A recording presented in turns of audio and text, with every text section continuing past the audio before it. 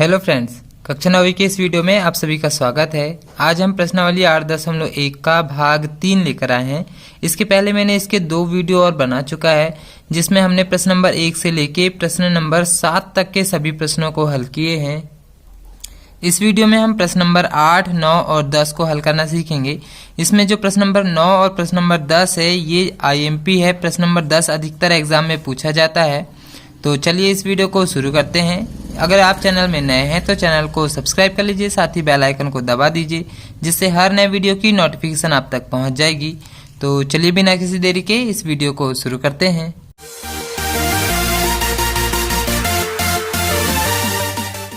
हमें जो प्रश्न नंबर 8 दिया हुआ है, ABCD एक आयत है लिखा है। इसके जो विकर्ण AC है, दोनों कोण A और C दोनों को समद्विभाजित कर रहे हैं।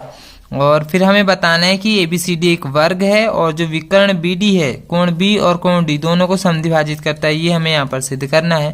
तो आइए देखते हैं।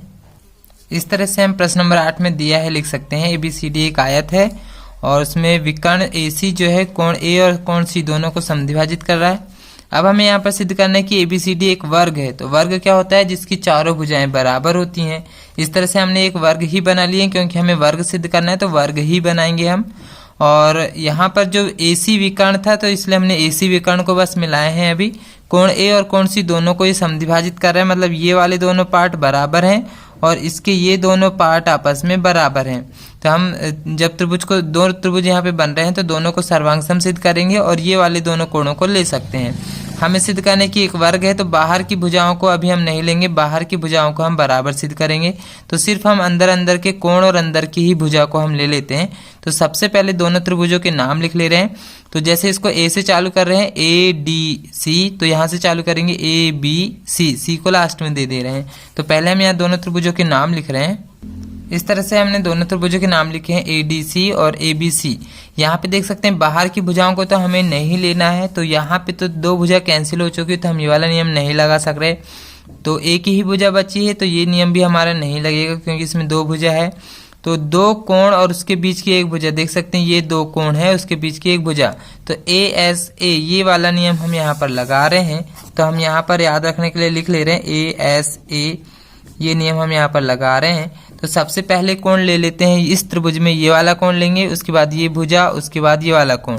सेम ऐसे इस त्रिभुज में ये वाला कोण, फिर ये भुजा और फिर ये वाला कोण। तो सबसे पहले ये वाला कोण का नाम लिख ले रहे हैं DAC, इसको हम बीच में रखेंगे DAC। तो कोण DAC बराबर में इस तरफ से ये वाला कोण लेंगे, तो ये हो जाएगा BAC।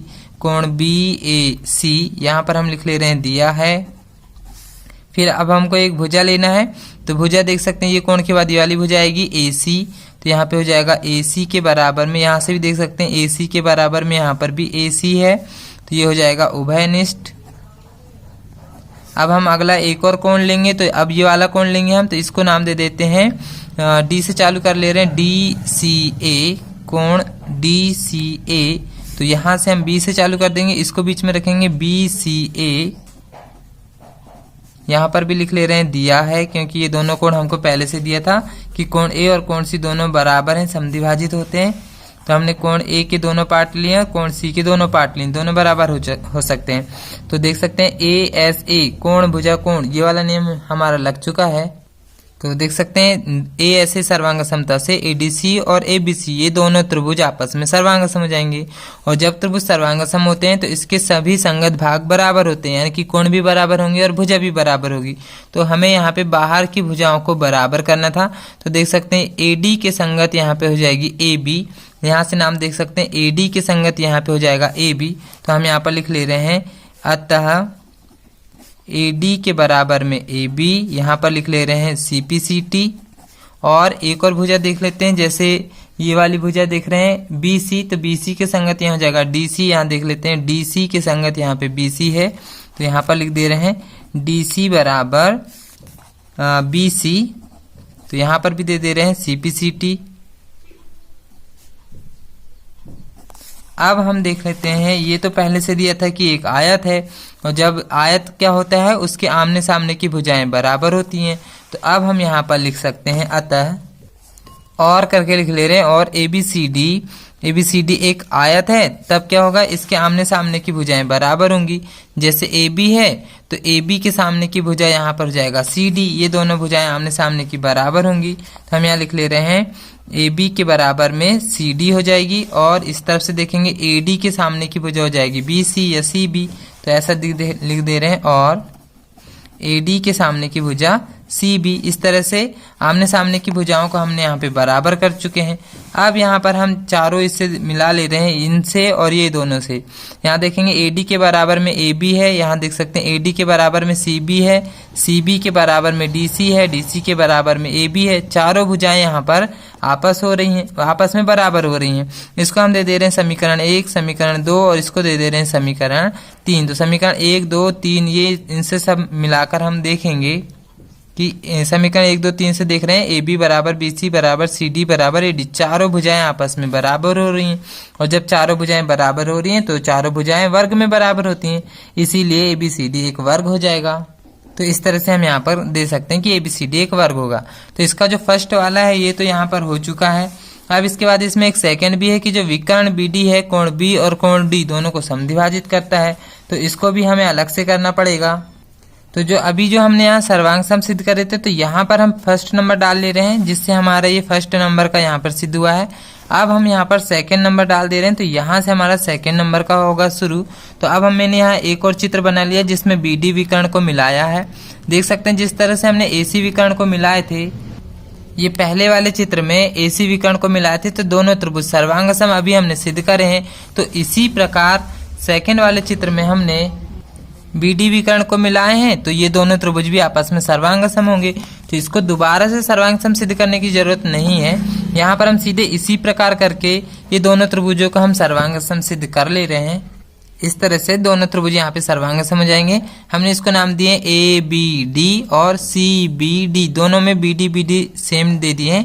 तो अब यहाँ पर देखेंगे जो BD जो विकर्ण है, ये वाले पार्ट और ये वाले पार्ट को हमको बराबर करना है, जो BD विकर्ण दोनों को बराबर करता है। तो जब दोनों त्रिभुज सर्वांग सम हो गए तो सभी पार्ट इसके बराबर होंगे, इसलिए ये दोनों कोण भी आपस में बराबर होंगे। तो इस कोण का हम नाम दे रहे हैं ABD, कोण ABD बराबर इस तरफ वाले कोण का नाम दे रहे हैं CBD, कोण CBD यहाँ पर दे रहे हैं कारण CPCT। सेम ऐसे ये वाले कोण को भी बराबर कर दे रहे हैं, इस कोण का नाम दे रहे हैं ADB, कोण ADB बराबर इस कोण का नाम दे रहे हैं CDB, कोण CDB। यहाँ पर भी कारण दे रहे हैं CPCT, इसलिए ये दोनों कोण आपस में बराबर हैं। देख सकते हैं B वाले दोनों पार्ट बराबर हैं, D वाले दोनों पार्ट बराबर हैं। इसका मतलब जो BD विकर्ण है कोण B को भी समद्विभाजित कर रहा है और कोण D को भी समद्विभाजित कर रहा है। तो हम यहाँ पर लिख सकते हैं कि अतः विकर्ण BD कोण B और D को समद्विभाजित करता है। तो सेकंड वाला पार्ट को ज्यादा बड़ा नहीं ले जाएंगे, बस डायरेक्ट सर्वांग सम करेंगे त्रिभुजों को, और जो कोणों को बराबर करना है हम उसको बराबर कर सकते हैं। तो ये क्वेश्चन यहाँ पर हो चुका है। नेक्स्ट क्वेश्चन देखते हैं। इस तरह से हमें यहाँ पे प्रश्न नंबर 9 दिया हुआ है। ABCD एक समांतर चतुर्भुज है, ABCD इस तरह से एक समांतर चतुर्भुज दिया हुआ है, और BD विकर्ण पर 2 बिंदु हैं। ये है BD विकर्ण, उसमें 2 बिंदु हैं P और Q, ये 2 बिंदु हैं जिसमें DP और BQ बराबर है। ये BQ और ये DP, ये दोनों पार्ट आपस में बराबर हैं। और यहाँ पर हमें 5 सवाल दिया हुआ है, 5 सवालों को सिद्ध करना है। सबसे पहले जो 2 त्रिभुजों को सर्वांग सम सिद्ध करना है, देख सकते हैं APD, ये है APD, और CQB ये वाले, ये 2 त्रिभुजों को सर्वांग सम सिद्ध करेंगे, जिसमें AP और CQ भुजा को हमें बराबर करना है। और अगली बार AQB और CPD ये 2 त्रिभुजों को सर्वांग सम सिद्ध करना है, जिसमें ये भुजाओं को बराबर करना है। और फिर जब ये 4 यानी बराबर हो जाएंगे या सिद्ध हो जाएंगे, तो जो 5वां नंबर का है वो अपने आप सिद्ध हो जाएगा। तो आइए देखते हैं। इस तरह से हम यहाँ पर दिया है, हम लिख ले रहे हैं समांतर चतुर्भुज ABCD के विकर्ण BD और DP और BQ ये दोनों आपस में बराबर हैं BD विकर्ण में, और सिद्ध करने में इस तरह से हमें 5 सवाल दिए हुए हैं, और इस तरह से हमें एक चित्र दिया हुआ है। तो जो पहला वाला जो त्रिभुज है, हमें APD और CQB ये दोनों त्रिभुजों को देखना है। देख सकते हैं ये है APD और ये है CQB, ये दोनों त्रिभुजों का हमें सर्वांग सम सिद्ध करना है। बस कौन सी भुजा हमें नहीं लेना है, AP और CQ ये भुजा को हमें नहीं लेना है। तो ये है AP और ये है CQ, ये भुजा को नहीं लेना है, इसको बस हमें सर्वांग सम सिद्ध करना है। और ये भुजा को बराबर सिद्ध करना है। तो ये दो त्रिभुजों को हम सर्वांग सम सिद्ध करेंगे। सबसे पहले हम उपपत्ति में यही दोनों त्रिभुजों के नाम लिख लेते हैं। तो इस तरह से हम यहाँ पर उनके नाम लिख ले रहे हैं, APD और CQB। इस तरह से उसके रफ चित्र भी बना ले रहे हैं। तो यहाँ पर अब हम देख सकते हैं कौन सी भुजा को हमें सिद्ध करना है। तो यहाँ पर हमें AP और CQ ये वाली दो भुजाओं को हमें बराबर करना है, इसलिए मैं यहाँ पे क्रॉस लगा दे रहा हूँ। इसको ये भुजाओं को हम नहीं लेंगे। और यहाँ पे पहले से हमें दिया हुआ है जो DP है और जो BQ है, ये भुजा पहले से ही हमें बराबर दिया हुआ है। अब हम देख सकते हैं इसमें हम कौन सा नियम लगा सकते हैं। इतने प्रकार के नियम हैं हमारे पास। तो यहाँ पर अब हम देख सकते हैं जैसे ये भुजा दिया हुआ है, उसके बाद हम ये वाला कोण ले लेते हैं, उसके बाद हम ये वाली भुजा ले लेंगे। तो भुजा कोण भुजा देख सकते हैं SAS, ये वाला नियम यहाँ पर लग सकता है। तो अब हम यहाँ पर लिख लेते हैं याद रखने के लिए SAS सर्वांग समता वाला नियम हम लगा रहे हैं। तो सबसे पहले हम भुजा ले रहे हैं जो हमें पहले से ही दिया हुआ है। प्रश्न में देख सकते हैं DP बराबर BQ। तो यही वाली भुजा हम यहाँ पर लिख ले रहे हैं, जैसे यहाँ पे दिया हुआ है DP बराबर BQ। यहाँ पर हम नाम लिख दे रहे हैं DP बराबर BQ, ये हमें पहले से ही दिया है। तो यहाँ पर हम दिया है लिख ले रहे हैं। इसके बाद हमें लेना है कोण। तो कोण यहाँ पर हम D वाले को बीच में रख रहे हैं, तो इसका नाम दे सकते हैं हम ADP। इस तरह से हम A से चालू कर रहे हैं, ADP, हम D को बीच में रखेंगे। कोण ADP बराबर, यहाँ से हमने A से चालू कर रहे हैं ADP, तो यहाँ पे हो जाएगा CBQ। यहाँ से देख सकते हैं CBQ, इस तरह से कोण CBQ, ये भी हमें यहाँ पर हम लिख सकते हैं दिया है। फिर इसके बाद हमें लेना है एक और भुजा। तो ये भुजा हो चुकी है, उसके बाद ये कोण हो चुका, उसके बाद ये वाली भुजा लेंगे। तो AD के बराबर में यहाँ पर हो जाएगा BC। यहाँ देख सकते हैं AD के बराबर में यहाँ हो जाएगा CB नाम देना पड़ेगा पलटा के। तो AD बराबर CB, यहाँ पर भी हम लिख ले रहे हैं दिया है। तो देख सकते हैं SAS भुजा कोण भुजा सर्वांग समता से दोनों त्रिभुज यहाँ पे सर्वांग सम हो जाएंगे। तो इस तरह से हम लिख ले रहे हैं कि दोनों त्रिभुज यहाँ पे सर्वांग सम हो गए। अब यहाँ पर हमें कौन सी भुजाओं को बराबर करना था जिसमें हमने क्रॉस लगाए हैं। तो यहाँ पे जब त्रिभुज सर्वांग सम होते हैं तो सभी संगत भाग बराबर होते हैं, इसलिए ये दोनों भुजा भी आपस में बराबर हो जाएगी। तो अब हम यहाँ पर अतः करके लिख ले रहे हैं, अतः AP बराबर CQ। तो AP बराबर CQ, यहाँ पर हम कारण दे रहे हैं CPCT, इसलिए ये वाला भी यहाँ पे दोनों भुजा भी आपस में बराबर हो जाएगी। तो ये सेकंड नंबर का भी यहाँ पे हमारा सिद्ध हो चुका है। ये वाला जो था ये फर्स्ट नंबर का ये सिद्ध हो गया और ये सेकंड नंबर का यहीं पे सिद्ध हो जाता है। तो अब हम तीसरे नंबर का देखते हैं। यहाँ पर जो हमें AQB और CPD इसको हमें यहाँ पर सिद्ध करना है। तो AQB ये वाला त्रिभुज है और CPD ये वाला त्रिभुज है, इनको हमें इस बार सर्वांग सम सिद्ध करना है। अब इसमें हमें कौन सी भुजा नहीं लेना है, तो AQ और CP, ये है AQ और ये है CP। AQ और CP ये दो भुजाओं को हमें नहीं लेना है और इनको सर्वांग सम सिद्ध करना है। तो इसके हम रफ चित्र बना लेते हैं पहले। तो इस तरह से यहाँ पे जो तीसरा वाला त्रिभुज जो हमें सर्वांग सम सिद्ध करना है, मैंने यहाँ पर उसके नाम लिख लिया है। और यहाँ पे AQ और CP ये चौथे नंबर में हमें सिद्ध करना है, तो इसमें मैंने क्रॉस लगाया है। और सबसे पहले से ही हमें दिया हुआ है BQ और ये जो DP है, ये दोनों पहले से ही हमें बराबर दिया हुआ है। तो अब हम यहाँ पे कौन सा नियम लगा सकते हैं, देखेंगे ये एक भुजा हो गई, उसके बाद ये कोण, उसके बाद ये भुजा। तो यहाँ पे ये भुजा हो गई, उसके बाद ये वाला कोण हो जाएगा, उसके बाद ये भुजा। तो भुजा कोण भुजा ये वाला नियम इसमें भी हम लगा ले रहे हैं। तो यहाँ पर हम याद रखने के लिए लिख ले रहे हैं SAS भुजा कोण भुजा। सबसे पहले भुजा जो हमें पहले से ही दिया हुआ है उसको ले रहे हैं, जैसे यहाँ पे BQ और यहाँ पे हो जाएगा DP। तो BQ के बराबर में यहाँ हो जाएगा DP, देख सकते हैं BQ के बराबर में DP हो जाएगा। यहाँ पर हम लिख ले रहे हैं दिया है। इसके बाद हम लेना है कोण। तो यहाँ पे B वाले कोण को बीच में रखेंगे, तो यहाँ पे D वाले कोण को बीच में रखेंगे। तो यहाँ से हम जैसे Q से नाम दे रहे हैं QBP, इस तरह से कोण QBP। तो यहाँ से जैसे हमने Q से चालू करें तो यहाँ पर P से चालू करेंगे, तो इसका नाम हो जाएगा, जैसे इसको QBP दिए तो यहाँ पे हो जाएगा PDC, इस तरह से हो जाएगा PDC कोण PDC, यहाँ पर लिख ले रहे हैं दिया है। इसके बाद हमें लेना है एक और भुजा। तो अब यहाँ पे एक और भुजा देख सकते हैं, ये भुजा तो हमने ले लिए, ये कोण भी ले लिए। अब इसके बाद ये भुजा लेना है। तो जैसे इसका नाम AB दे रहे हैं, यहाँ पर हम नाम दे रहे हैं ए बी, तो जैसे यहाँ ए बी नाम दिए हैं तो यहाँ पर हो जाएगा सी डी, इस तरह से नाम हो जाएगा सी डी, तो यहाँ हो जाएगा सी डी, यहाँ लिख दे रहे हैं हम दिया है। देख सकते हैं यहाँ पे एस ए एस भुजा कोण भुजा ये वाला नियम यहाँ पर लग चुका है। तो इस तरह से ऐसे सर्वांग समता से दोनों त्रिभुज यहाँ पे सर्वांग सम हो जाएंगे। और जब त्रिभुज सर्वांग सम हो गए तो जो भुजा में हमने क्रॉस लगाए हैं अब ये वाली भुजा भी यहाँ पे बराबर हो जाएगी। तो अब हम यहाँ पर चौथा नंबर डाल के कर दे रहे हैं ए क्यू और सी पी ये दोनों भुजा भी आपस में बराबर हो जाएगी। तो अतः करके लिख दे रहे हैं ए क्यू बराबर सी पी, बराबर क्यों होगी? क्योंकि सी पी सी टी यानी कि सर्वांगसम त्रिभुजों के संगत भाग बराबर होते हैं, इसलिए ये दोनों भुजा भी आपस में बराबर हो जाएगी। तो यहाँ चौथा नंबर का भी क्वेश्चन हमारा हो चुका है। तो यहाँ पर अब जो हमारा जो चौथा नंबर का आया है उसको हम दे रहे हैं समीकरण 2, और जो इस तरफ में जो सेकेंड नंबर का आया था, इस तरफ में जो नीचे पे जो सेकेंड नंबर का जो हमने सिद्ध करे थे उसको दे रहे हैं समीकरण 1।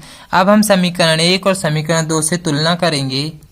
इस तरह से समीकरण 1 व 2 से अब हम यहाँ पर डाल दे रहे हैं पांचवा नंबर, क्योंकि अब हमें पांचवा नंबर का सिद्ध करना है। तो पांचवें नंबर में हमने समीकरण 1 और समीकरण 2 में देख रहे हैं, तो समीकरण 1 में आया है ए पी बराबर सी क्यू, और समीकरण 2 में आया है ए क्यू बराबर सी पी। देख सकते हैं ये वाले दो जो भुजा हैं बड़े वाले त्रिभुज में, इस तरह से बड़े वाले त्रिभुज में ए पी और सी क्यू ये आमने सामने की भुजा बराबर हो रही हैं, और सी पी और ये ए क्यू सी पी और ए पी इस तरह से ये आमने सामने की भुजाएं बराबर हो चुकी हैं। ए क्यू के सामने की सी पी और सी क्यू के सामने की ए पी आमने सामने की भुजाएं बराबर हो चुकी, और समांतर चतुर्भुज में आमने सामने की भुजा बराबर होती है, इसलिए ए पी सी क्यू एक समांतर चतुर्भुज हो जाएगा। तो यहाँ इस तरह से हम कारण दे रहे हैं कि सम्मुख भुजा बराबर है, अतः चतुर्भुज ए पी सी क्यू एक समांतर चतुर्भुज होगा। तो इस तरह से जो पांचवा नंबर का था वो भी हमारा सिद्ध हो चुका है, मतलब ये क्वेश्चन हमारा हो चुका है। नेक्स्ट क्वेश्चन देखते हैं। जो 10वां नंबर का जो क्वेश्चन है ये अधिकतर एग्जाम में पूछा गया है। यहाँ पर हमें एबीसीडी एक समांतर चतुर्भुज दिया है, और एपी और सीक्यू जो है बीडी वाले विकर्ण पर लंब है बोल रहा है। जैसे ये बीडी विकर्ण है, इसमें एपी भी लंब है और सीक्यू भी लंब है यहाँ पर, और यहाँ पे 90-90 अंश के कोण बनेंगे। यहाँ पे हमें एपीबी और सीक्यूडी ये दोनों को हमें सर्वांग सम सिद्ध करना है। एपीबी ये वाला त्रिभुज और ये वाला त्रिभुज ये दोनों त्रिभुजों का हमें सर्वांग सम सिद्ध करना है, और एपी बराबर सीक्यू, एपी और ये सीक्यू इसको हमें बराबर सिद्ध करना है। तो आइए देखते हैं। तो इस तरह से हम प्रश्न नंबर 10 में दिया है, हम लिख ले रहे हैं एपी और सीक्यू जो विकर्ण है बीडी पर लंब है, और जो सिद्ध क्या करना है। इस तरह से हमें 2 सवाल दिए हुए हैं, और हम यहाँ पे इस तरह से चित्र बना लिए हैं। इसमें एपी और जो सीक्यू है इन्हीं को हमें बराबर सिद्ध करना है इन त्रिभुजों में। तो उत्पत्ति में स्टार्ट करने से पहले सबसे पहले जो त्रिभुजों को सर्वांग सम सिद्ध करना है सबसे पहले उन्हीं के नाम लिखेंगे। इस तरह से हमने दोनों के नाम लिख लिए हैं। अब यहाँ पे कौन सा सर्वांग समता का नियम हम लगाएं जिससे दोनों त्रिभुज सर्वांग सम हो जाएं। तो यहाँ पर देख सकते हैं एपी और सीक्यू ये वाली भुजा तो हमें नहीं लेना है, तो एक भुजा तो यहाँ पर कैंसिल हो चुकी है। यहाँ पर देख सकते हैं ये लंब है, मतलब यहाँ पर 90-90 अंश के कोण बन रहे हैं। 90 अंश के जब यदि कोण बन रहे हैं तो अब हम यहाँ पे आरएचएस नियम लगा सकते हैं, क्योंकि 90 अंश का कोण बन रहा है, और इसके सामने की जो भुजा है यानी कि कर्ण हम यहाँ पर ले सकते हैं। ए बी यहाँ पे कर्ण हो जाएगा, और ये वाले त्रिभुज में यहाँ से इसके सामने वाली भुजा यानी कि सी डी यहाँ पर कर्ण हो जाएगा। तो इस तरह से हम आरएचएस प्रमेय यहाँ पे लगा सकते हैं। तो हम याद रखने के लिए यहाँ पे आरएचएस नियम लगा ले रहे हैं। आर का मतलब यहाँ पर होता है समकोण जो कि 90 अंश का बनेगा। तो यहाँ पर पहले वाले त्रिभुज में पी में 90 अंश का कोण बन रहा है, तो इसको हम नाम दे सकते हैं ए पी बी। इस तरह से ए पी बी ऐसे ही नाम दे रहे हैं। कोण ए पी बी बराबर, तो इसमें क्यू बीच में रहेगा तो इसको भी इसी तरह से नाम देंगे। कोण सी क्यू डी दोनों 90-90 अंश के हैं, इसलिए यहाँ पे 90 अंश लिख दे रहे हैं। इसके बाद एच लेना है यानी कि कर्ण लेना है। ये वाले त्रिभुज में ए बी यहाँ पे कर्ण हो जाएगा। जैसे हम यहाँ पे ए बी नाम दे रहे हैं तो यहाँ पे नाम हो जाएगा सी डी। यह हो जाएगा ए बी बराबर सी डी, ये कर्ण हो गया तो हम यहाँ लिख ले रहे हैं दिया है। इसके बाद एक और भुजा हमें लेना है। तो यहाँ पर जो भुजा बची अब हमारे पास ये वाली भुजा तो हम नहीं ले सकते, तो ये वाले त्रिभुज में बीपी भुजा हो जाएगी। देख सकते हैं यहाँ पे बीपी भुजा हो जाएगी। तो बी पी यदि हम यहाँ से भुजा ले रहे हैं बी पी, तो यहाँ पे हो जाएगा डी क्यू, इस तरह से यहाँ पे भुजा हो जाएगी। तो त्रिभुज के नाम से भी हम यहाँ पर नाम देख सकते हैं, यहाँ लिख दे रहे हैं दिया है। तो इस तरह से हमारा RHS नेम यहाँ पर लग चुका है। तो इस तरह से APB और CQD RHS सर्वांग समता से दोनों त्रिभुज सर्वांग सम हो जाएंगे। तो जो पहला नंबर का जो क्वेश्चन था ये हमारा यहाँ पर सिद्ध हो चुका है। हम यहाँ पर पहला नंबर डाल दे रहे हैं, तो ये हमारा पहला नंबर का हो गया। अब हम सेकंड नंबर का सिद्ध करेंगे। तो जब दोनों त्रिभुज सर्वांगसम हो चुके हैं तो इसके सभी संगत भाग बराबर होते हैं CPCT से। तो AP और CQ ये वाली भुजा भी आपस में बराबर हो जाएगी। ये जो AP है और ये CQ है ये भी आपस में बराबर हो जाएंगी।